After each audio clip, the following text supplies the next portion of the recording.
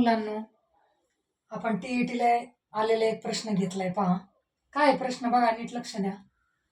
12 metre लांब आणि 9 metre रुंद आयताकृती जागेत 1.5 मीटर बाजूचे घनाकृती 4 खड्डे खणल्यास उरलेल्या जागेचे क्षेत्रफळ किती?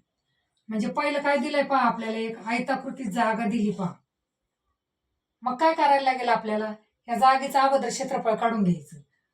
आता याची लांबी किती दिली? 12 मीटर आणि रुंदी किती दिली? 9 मीटर. आपण तोंडी सुद्धा काढू शकतो लगेच. क्षेत्रफळाचं सूत्र काय आहे? लांबी गुणिले रुंदी. क्षेत्रफळाचं सूत्र काय आहे? लांबी गुणिले रुंदी. म्हणजे याचं तोंडी सुद्धा आपल्याला उत्तर येणार आहे. किती आलं? 108 चौरस मीटर. क्षेत्रफळ नेहमी चौरसामध्ये मोजलं जातं पहा.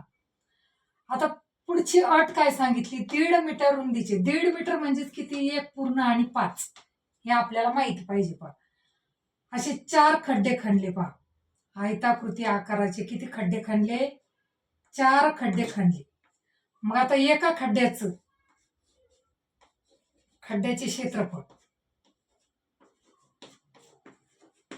क्षेत्रफळ, आता खड्डा घनाकृती आहे म्हणजे बाजू वर्ग. मग इथे बाजू किती दिली? 1.5. किती दिली? 1.5. बाजू वर्ग म्हणजेच काय येईल पहा? 1.5चा वर्ग म्हणजेच 15चा वर्ग. 15चा वर्ग किती आहे? 225 आहे. आणि पॉइंट नंतर असं येणार पहा, 1.5 आणि 1.5 यांचा गुणाकार. मग पॉइंट नंतर किती घर आली? 1 आणि 2, म्हणून 2 घर सोडून पॉइंट दिला चौरस मीटर.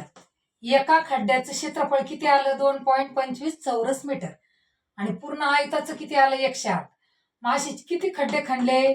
4 खड्डे खणले. म्हणून 4 खड्ड्याचं काय येईल पहा?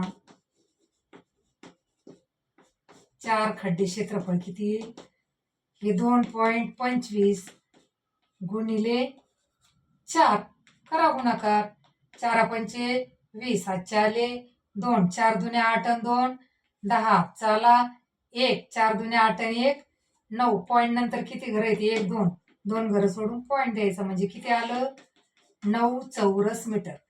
म्हणजे 4ही खड्ड्यांचं क्षेत्रफळ किती आलं? 9 चौरस मीटर आलं पहा.